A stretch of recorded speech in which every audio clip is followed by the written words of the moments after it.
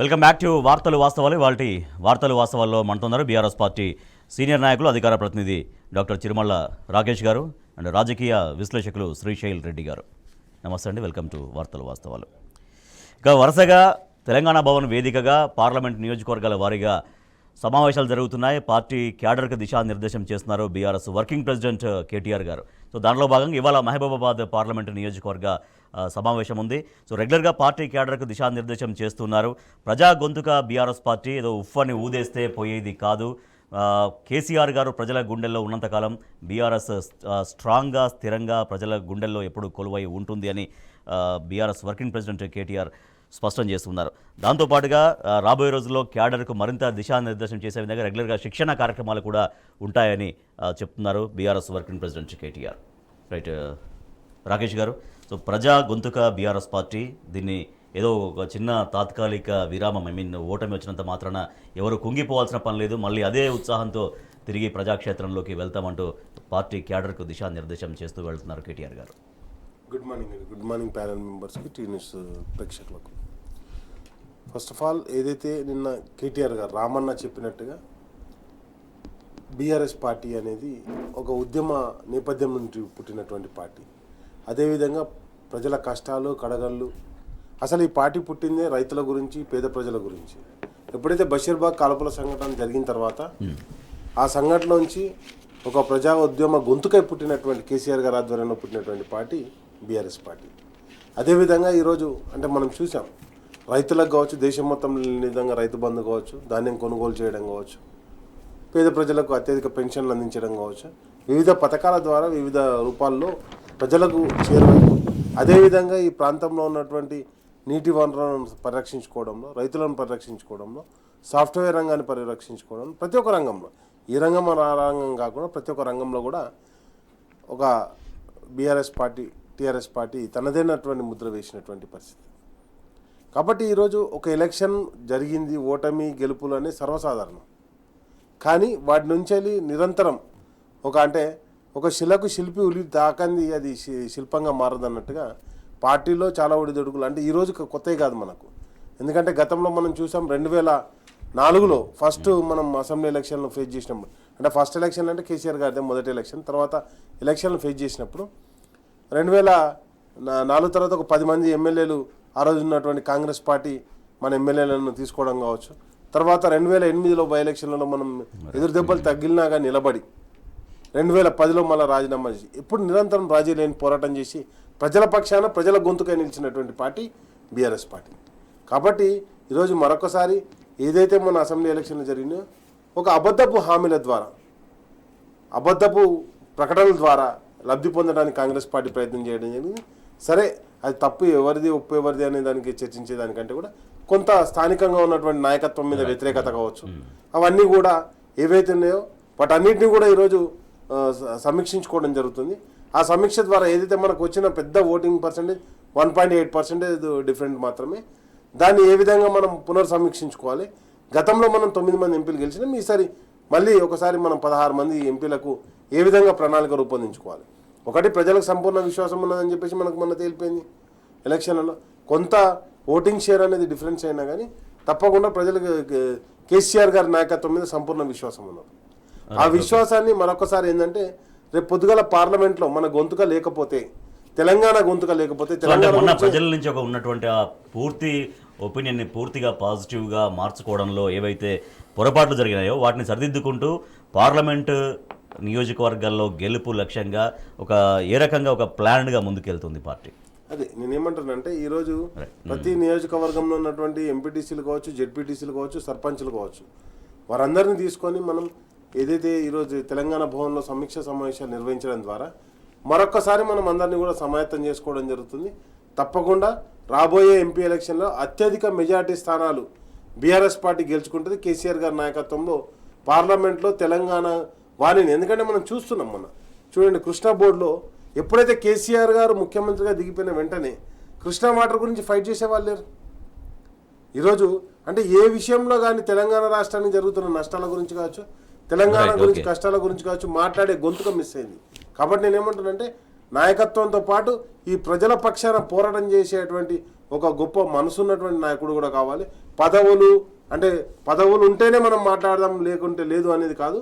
పదవులతో సంబంధం లేకుండా నిరంతరం తెలంగాణ ప్రజల పక్షాన పోరాటం చేసేటువంటి నాయకుడే కేసీఆర్ గారని నిన్న రామన్న చెప్పడం జరిగింది. శ్రీశైల్ రెడ్డి గారు, ప్రజా గొంతుగా బీఆర్ఎస్ పార్టీ అనేది కేటీఆర్ గారు ఇచ్చినటువంటి స్టేట్మెంట్ అంటే ఉద్యమ సమయం దగ్గర నుంచి కూడా ప్రజల గొంతుకగా ఎట్లా ఉంది, తర్వాత అధికారంకి వచ్చి రెండు టర్మ్స్ అధికారంలో ఉన్నప్పటికీ కూడా ప్రజల సమస్యల పరిష్కారంగా అభివృద్ధి అందించే దిశగా అఫ్కోర్స్ ప్రజా గొంతుకగా ఎట్లా ఉంది, ఇవాళ ప్రతిపక్షంలో ప్రధాన పాత్ర పోషిస్తూ ఈ సమయంలో కూడా ప్రజా గొంతుకగా ఎట్లా బీఆర్ఎస్ తన ప్రస్థానాన్ని కొనసాగిస్తూ ఉంది? ముందుగా రాజేష్ గారు అండ్ రాకేష్ అన్న, మీడియా ద్వారా తెలంగాణ సమాజానికి ప్రేక్షకులకు అందరికీ కూడా నమస్కారం. నేను రాకేష్ భాయ్ చెప్పిన దాన్ని కంటిన్యూ చేస్తూ పార్లమెంట్కి సంబంధించింది, ఈరోజు పార్లమెంట్ ఎన్నికల్లో బీఆర్ఎస్ ఎంపీలని గెలిపించడం తెలంగాణకు దేశానికి ఎందుకు అవసరం అనేది బ్రీఫ్గా గత 2 లోక్సభలలో 16th లోక్సభ అండ్ 17th లోక్సభలో బీఆర్ఎస్ పార్టీ 16th లోక్సభలో 2726 ప్రశ్నలు అడిగింది. ప్రేక్షకులు కూడా జాగ్రత్తగా వినాల. 17th లోక్సభలో 2028 ప్రశ్నలు అడిగింది. వర్సెస్ కాంగ్రెస్ పార్టీ 734 ప్రశ్నలు, బీజేపీ 178 ప్రశ్నలు. అట్లాగే 16th లోక్సభలో కాంగ్రెస్ పార్టీ 537 ప్రశ్నలు, బీజేపీ 12 ప్రశ్నలు. ఇప్పుడు ఈరోజు వీళ్ళు ఛాలెంజ్లు విసురుకుంటున్నారు. కాంగ్రెస్ బీజేపీ, మొన్న కిషన్ రెడ్డి గారు అన్నారు బీఆర్ఎస్ పార్టీ తెలంగాణకు అవసరం లేదు, కాంగ్రెస్ బీజేపీ మాత్రమే ఉంటాయని 2 జాతీయ పార్టీలుగా చెప్పుకుంటున్న వాళ్ళు ఈరోజు ఛాలెంజ్లు విసురుకుంటున్నారు. నేను అడుగుతున్నా, ఇద్దరిని కూడా అడుగుతున్నా, వాళ్ళ మద్దతుదారులను కూడా అడుగుతున్నా, గత 2 లోక్సభలలో తెలంగాణకు సంబంధించి మీరు ఎందుకు మాట్లాడలేదు? విభజన జరిగినప్పుడు అధికారంలో కాంగ్రెస్ పార్టీ ఉన్నది.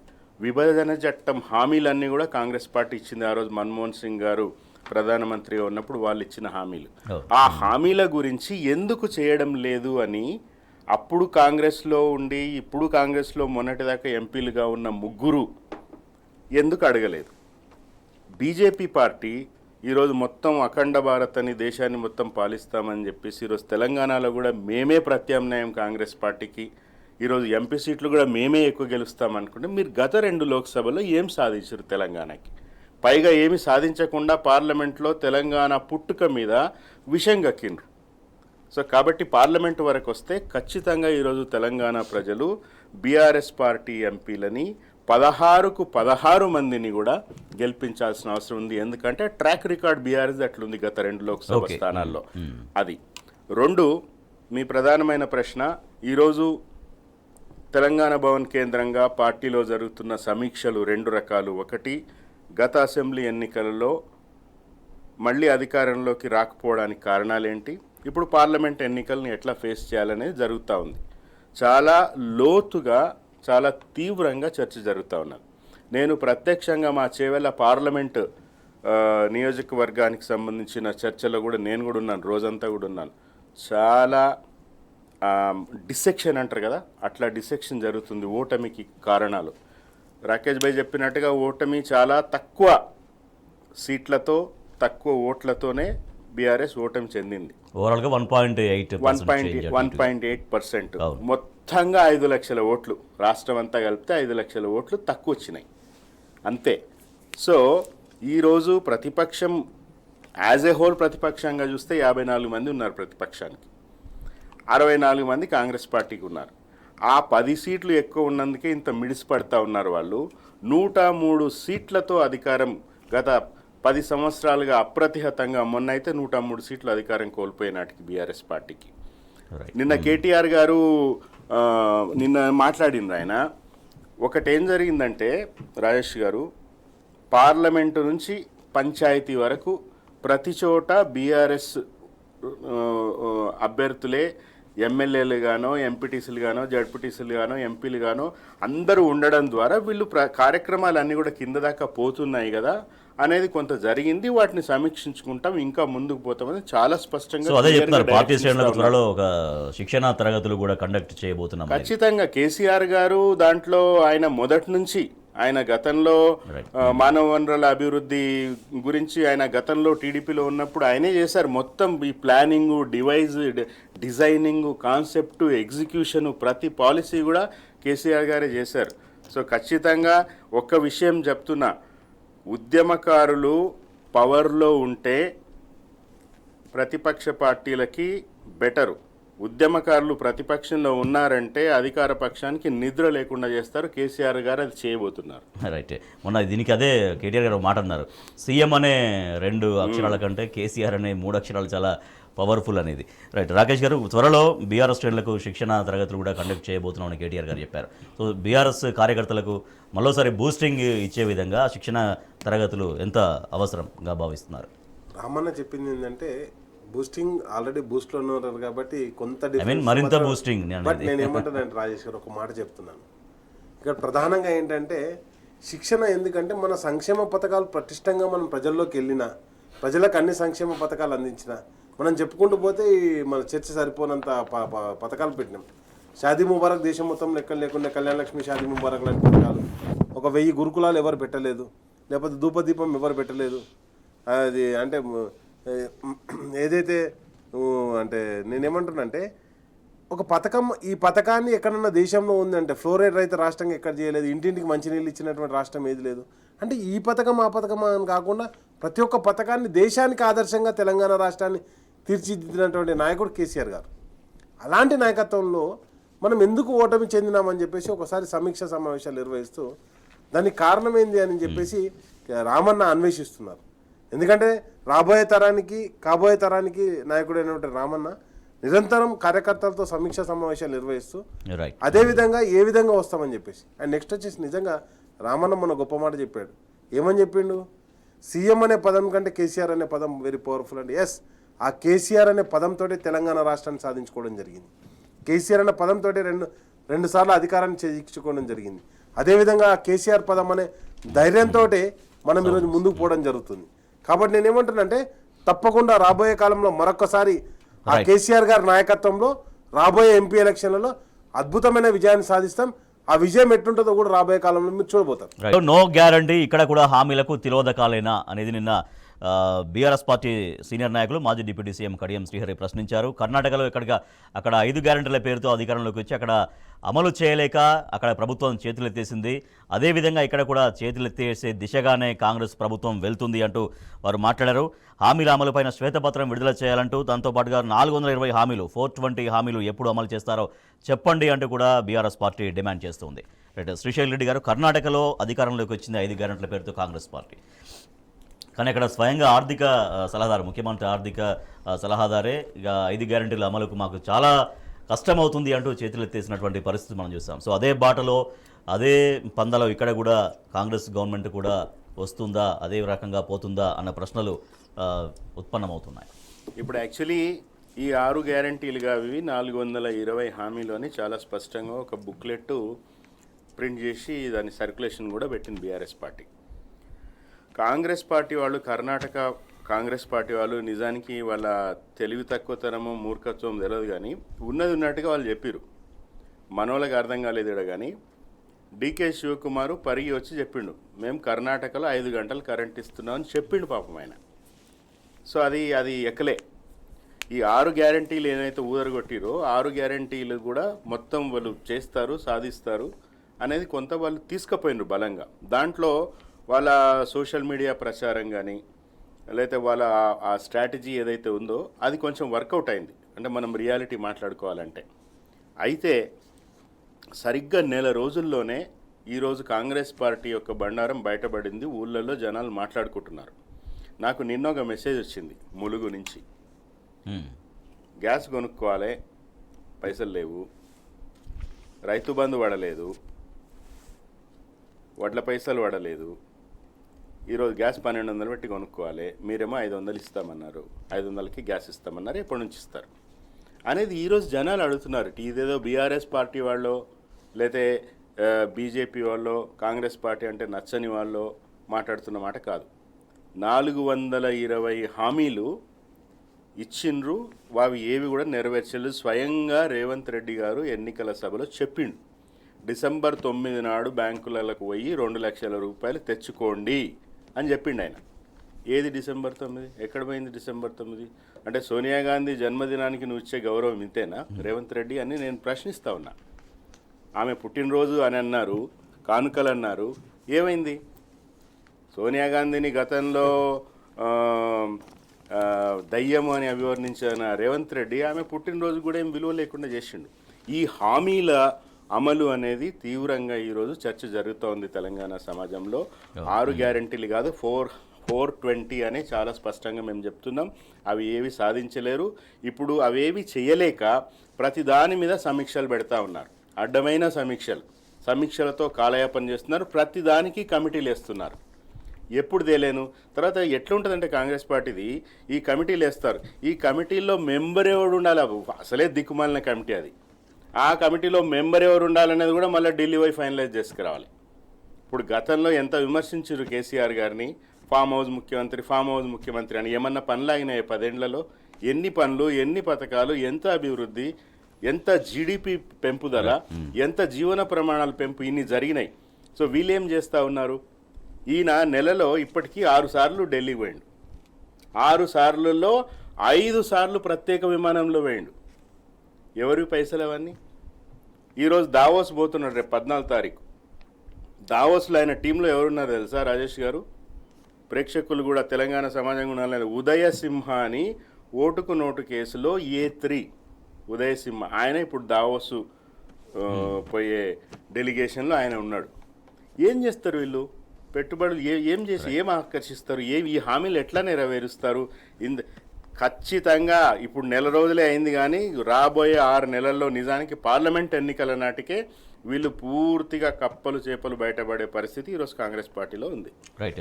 రాకేష్ గారు, హామీల ఎగవేతకే ఈ రకంగా కాలయాపన, కమిటీలు, తర్వాత రకరకాల ఇప్పుడు మన ప్రజాపాలన దరఖాస్తులు తీసుకోవడం, ఆ దరఖాస్తులేమో రోడ్లపైన మొత్తం చెల్లాచెదురుగా పడిపోవడం, దానిపైన నిన్న మన నిజామాబాద్లో ఇటు ఫేక్ కాల్స్ చేయడం వల్ల కొంతమంది ఎవరు ఓటీపీలు చెప్తే దాంట్లో వాళ్ళ బ్యాంక్ అకౌంట్ నుంచి 10,000 రూపాయలు కూడా పోవడం. సో ఇదంతా ఏంది గందరగోళం, దేనికి దారి తీస్తుంది అనేది ఒక ప్రశ్న. దాంతోపాటుగా 420 హామీలు ఏవైతే ఇచ్చారో 6 గ్యారెంటీలు కలుపుకొని వాటిపైన శ్వేతపత్రం విడుదల చేయండి అనే డిమాండ్ మీ పార్టీ చేస్తుంది. Sir, first of all December 9 అంటేనే మోసం చేసే రోజు. డిసెంబర్ 9వ తారీఖు నాడు అంటే ప్రజల్ని మోసం చేసే రోజు.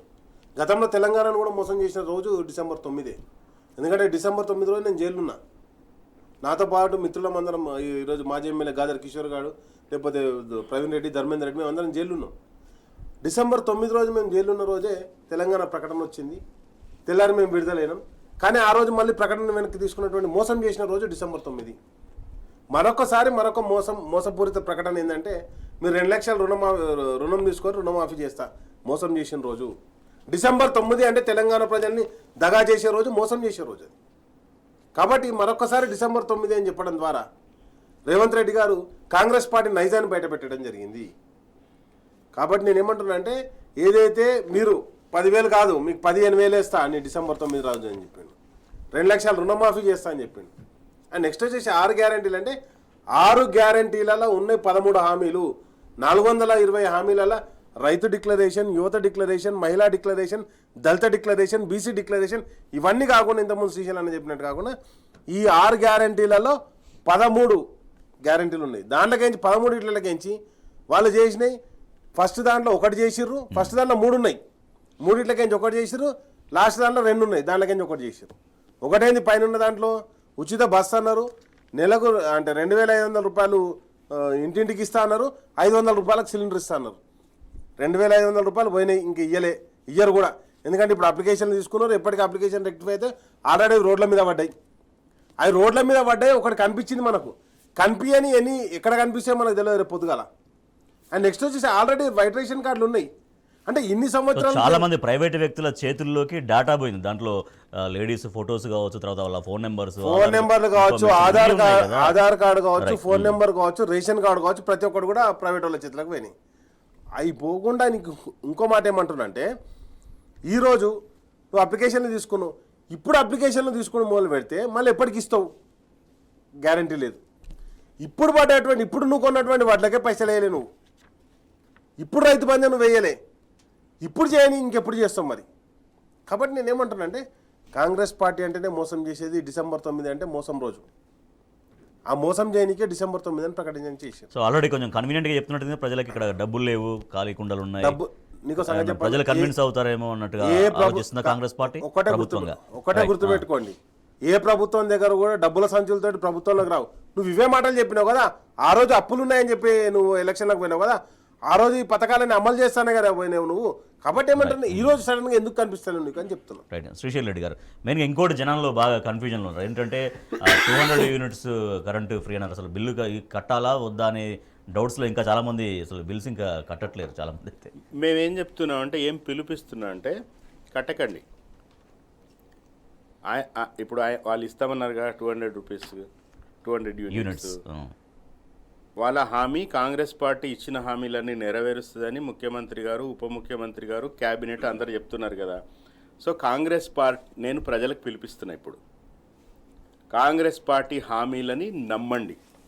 ఇప్పటిదాకా వాళ్ళు మోసం చేసిరు 420 హామీలని చెప్పిన మేమే ఇప్పుడు ఈ సందర్భంలో ఏం చెప్తున్నట్టే కాంగ్రెస్ పార్టీ హామీలను నమ్మండి, కరెంటు బిల్లులు కట్టకండి.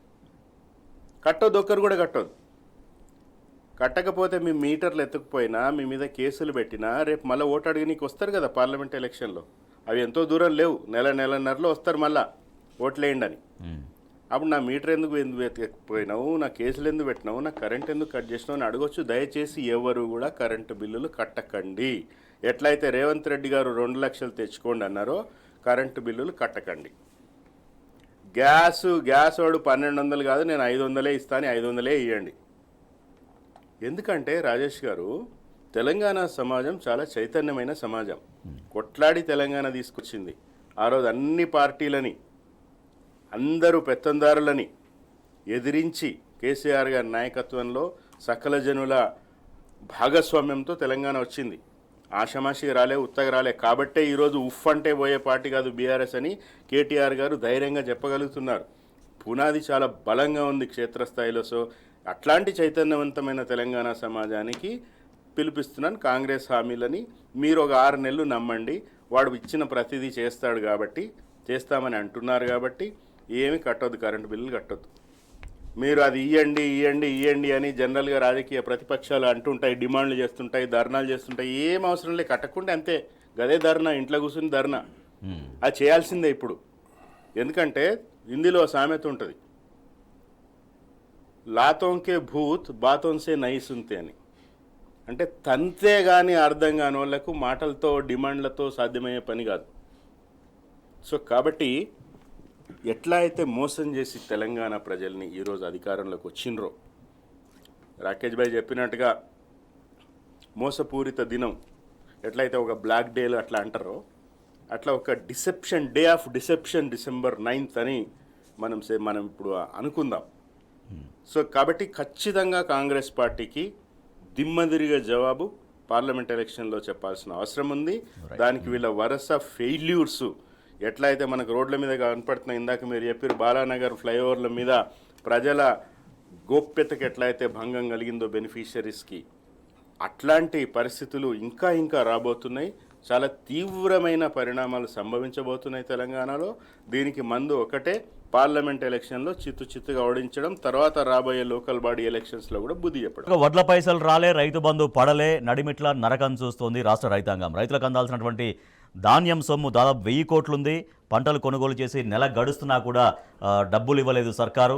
పాత అప్పులు తీరిస్తేనే కొత్త రుణాలు ఇస్తామని బ్యాంకులు ఏమో మెలకబెడుతున్నాయి. తర్వాత యాసంగి పంటకు పైసలు లేక అన్నదాతలు అరిగోసలు పడుతున్నారు. సో ఇట్లా రైతు సమస్యలు ఎట్లా తీర్చాలి ప్రభుత్వం, ఎందుకు రైతు సమస్యలను పట్టించుకోవట్లేదు అనేది ఇవాళ సర్వత్రా ఒక విస్మయం కలిగిస్తుంది. రాష్ట్ర రైతాంగాన్ని ఏం చేయాలనుకుంటుంది ప్రభుత్వం? రైట్, రాకేష్ గారు. ఆల్రెడీ అంటే రైతులకు ఏదైతే రైతు బంధు పడలేదు, మేము వేస్తామంటారు. 4 రోజుల నుంచే వేస్తామని చెప్తారు కానీ ఇంపార్టెంట్గా రూపాయి పడలే. నిజం చెప్పాలంటే ఆ రోజు ఎలక్షన్ కమిషన్ అబ్జెక్షన్ చేయకపోతే 28వ తారీఖు నాడు పొద్దుగాల రైతు బంధు, అందరు రైతులకు రైతు బంధు పైసలు పడేటి. మరి ఆ పైసలు ఏమైనాయి? నెంబర్ 1. నెంబర్ 2, ఈరోజు వడ్లు కొన్నారు, వడ్లు కొనగానే పైసలే తీయాలి కదా, మరి ఆ పైసలు ఎడపోయినాయి? వడ్ల పైసలు కూడా మాయమవుతాయా? అండ్ నెక్స్ట్ వచ్చేసి నేను ఏమంటున్నా అంటే, ఆల్రెడీ ఇప్పుడు కృష్ణా బేసిన్లా మీరు అసలు పంటలు వేసుకోకూడదు అని చెప్పేసి డిక్లేర్ చేశారు. 10 ఏళ్ల కాలంలో ఏ రోజున రైతులు పంట పండియకని చెప్పిండ్రు కేసీఆర్ గారు. గతంలో బీఆర్ఎస్ ప్రభుత్వం ఎక్కడన్నా నువ్వు పంట పండియకని చెప్పిరా, నువ్వు పంట పండి నీకు కావాల్సిన పెట్టుబడి నేను ఇస్తా, నువ్వు పండించిన ధాన్యాన్ని నేను కొనుగోలు చేస్తాను కేసీఆర్ గారు చెప్పారు. ఈరోజు పంటలే పండియద్దని చెప్తుంది కాంగ్రెస్ పార్టీ. కాబట్టి నేను ఏమంటున్నానంటే ఈ రాబోయే కాలంలో మనం ఎదుర్కొనబోయేటువంటి అతిపెద్ద శిక్షలు రైతులు పంటలు పండియద్దు, పండించిన పంటను ఎవరికి అమ్ముకోనో తెలియని పరిస్థితి. ఎందుకంటే ఆల్రెడీ ఈసారి 18 లక్షల అంటే ఒక 20 లక్షల మెట్రిక్ టన్నుల ధాన్యాన్ని తక్కువ ధరకు తక్కువకో అగ్గుకో బయట అమ్ముకున్నారు రైతులు. ఎందుకంటే గవర్నమెంట్లకి పైసలు పడతలేవని చెప్పి ఫస్ట్ అమ్మిన వాళ్ళేమో డైరెక్ట్ ఐకేపీ సెంటర్లకు అమ్మిర్రు. ఎందుకంటే బిఫోర్ ఎలక్షన్ల పంట మొత్తం కూడా ఐకేపీ సెంటర్లకు అమ్మిర్రు. ఐకేపీ సెంటర్లకు ప్రభుత్వానికి అమ్మిన తర్వాత ఎలక్షన్లు అంటే 28, 29 అప్పుడే కోతలు స్టార్ట్ అయినాయి. అమ్మిన పైసలు పడలేదు. ఎలక్షన్ల తర్వాత ఓ 2-3 రోజులకు పడతాయి పైసలు జనరల్గా, పడలేదు. ఇంకో వారం 10 రోజులు చూసిర్రు. జనవరి 1 ఏదైతే డిసెంబర్ నుంచి వెళ్ళి మొత్తం అది మనకు నవంబర్ నుంచి వెళ్ళి డిసెంబర్ మధ్యలో డిసెంబర్ 10వ తారీఖు దాకా పంటలు అమ్మిర్రు. వాళ్ళందరూ కూడా పైసలు పడలేదని చెప్పేసి చెప్పడంతో రైతులు ఏమైనారు, అరే పైసలు పడితే పడేవో, మరి పొద్దుగాల మళ్ళీ పంట వేసుకోవాలి, పంటకు పెట్టుబడి కావాలి, ఆల్రెడీ రైతు బంధు పడతలేదు. 10 రోజులు చూసిర్రు. ఎందుకంటే డిసెంబర్ 10వ తారీఖు దాకా పైసలు పడలే, పడితే అంటారు పైసలు పడతలేవు. దాని తర్వాత ఏమైంది, ఇప్పుడు వడ్లు ఇచ్చిన పైసలు కూడా వాళ్ళే డిసెంబర్ 10వ తారీఖు దాకా పడకపోయి సరే పైసలు పడేటట్లేవు అని చెప్పేసి ఒక 20 లక్షల మెట్రిక్ టన్నుల ధాన్యం బయట అమ్ముకున్నారు. ఎందుకంటే రైతు భూమిని నమ్ముకుంటాడు, రైతు తన కష్టాన్ని నమ్ముకుంటాడు. వాళ్ళు పెట్టుబడి పెడతాం, వాళ్ళ డబ్బులు లేవు, దాంతో పాటు రైతు బంధు పడలే, ఒకటే డబ్బులు అందుబాటులో ప్రభుత్వం అందించే సహాయం అందలేదు. అదే విధంగా తన చెమట కష్టంతో పండించుకున్నటువంటి ధాన్యం పైసలు కూడా పడలేదు. కాబట్టి రేపు పొద్దుగాల మళ్ళీ పంట వేసుకోవాలంటే ట్రాక్టర్ అయితే ఉత్తగరాడు దున్నాలంటే దానికి కంపల్సరీ ఇన్ని పైసలు కట్టాల్సిందే. అదేవిధంగా విత్తనం ఉత్తగా రాదు, విత్తనాలు కొనుక్కోవాల్సిందే. యూరియా బస్తాలు అయితే అడుగు మందులు అయితే ఉత్తగా రావు, వాటిని కొనుక్కోవాల్సిందే. కాబట్టి కొనుక్కునే వాటికి కూడా మినిమం పైసలు లేనప్పుడు రైతు ఏం చేస్తాడు, రైతు ఏదో లక్షలు సంపాదించడానికి కాదు కదా, దాని మీద ఇన్వెస్ట్మెంట్ మామూలుగా మనకు తిండి పెట్టడానికి రైతు కష్టపడుతుంటాడు, ఆయన పైసలు కూడా తింటున్నాడు. రైట్, వాళ్ళ రైతుల ఇబ్బందులకు బాధ్యత ఎవరిది? యాసంగి పంటకు పైసలు లేక ఇబ్బందులు పడుతున్న రైతాంగ బాధ్యత ఎవరు తీసుకోవాలి శ్రీశైల్ రెడ్డి గారు? ఖచ్చితంగా కాంగ్రెస్ పార్టీయే బాధ్యురాలు దానికి. ఈరోజు ఏం జరిగిందంటే వీళ్ళు ఇందిరమ్మ రాజ్యం అంటున్నారు కదా, ఇందిరమ్మ రాజ్యంలోకి నిజంగానే తీసుకుపోతున్నారు, గతంలోకి తీసుకుపోతున్నారు. గతంలో ఎట్లుండే కేసీఆర్ గారు చెప్పిండ్రు, కాంగ్రెస్ పార్టీ వచ్చిందంటే పొరపాటునో గ్రహపాటునో ఆయన ఎన్నికల సభలు చెప్పిండ్రు. 74 సభల్లో అడ్రస్ చేశారు కేసీఆర్ గారు. కాంగ్రెస్ పార్టీ అధికారంలోకి వస్తే రైతు బంధు గంగల కలుస్తుంది, కరెంటు కాట్ అవుతుంది అని చెప్పిండ్రు ఆయన. ఇప్పుడు అదే జరుగుతున్నది. సో అదే కరెంటు కొత్త పాలసీ త్వరలో తీసుకోబోతున్నాం నిన్న ముఖ్యమంత్రి గారు చెప్తున్నారు అధికార యంత్రాంగానికి. మరి ఆ కొత్త పవర్ పాలసీ ఏ రకంగా ఇప్పుడు ఇవన్నీ అదే అండి. ఇప్పుడు ఇంతకుముందు నేను చెప్పినట్టుగా ప్రతిదీ కూడా సమీక్షలు, సబ్ కమిటీలు వేసి కాలయాపన చేయడము. గత ప్రభుత్వానికి సంబంధించి మీరు ఎన్నికల ప్రచారంలో చెప్పిన అబద్ధాలు, ఎన్నికల ప్రచారంలో చెప్పిన మీరు కొత్త హామీల వల్లనే కదా ఈరోజు మీరు అధికార పక్షంలో ఉన్నారు. ఇంకా గతం అంటే ఎట్లాగా? గతం అయిపోయింది. గత జల సేతుబంధనం చేసి లాభం లేదు, అది అయిపోయింది.